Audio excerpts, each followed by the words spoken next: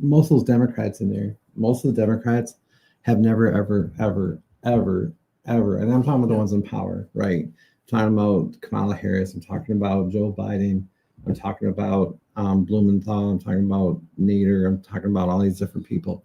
Not one of these guys ever wrote a paycheck to anybody other than what the government gave them to write to somebody. Right. So they don't understand this. But like you said, the leadership from the unions, if they were true leadership, would be excited about this and banging their chest to vote for Trump. But they're For not gonna do the that. interest of the union and their membership, if they had that's what they were there for, that's what they would be doing. Right. Right. They should be unbiased and they should be looking out for their membership, not who's right and who's left. And who you No. partied with last time, and who had the best pop, who had the best drugs and hookers. That's what it seems like all these people are involved with. I mean, I know, but what we're talking about is overtime. right.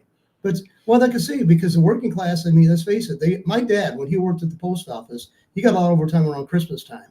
He got 12 hours a day. It was pretty much mandatory, right? But the time he gets paid every 2 weeks, all that hours he worked, overtime was most of over a third of it went back to the government. But what was it you were saying? You did some math before we went on. So here's the deal: if a person works 10, let's just go with $10 an hour. Make the math easy, right? Person makes $10 an hour, and they work overtime. So if they work time and a half, right?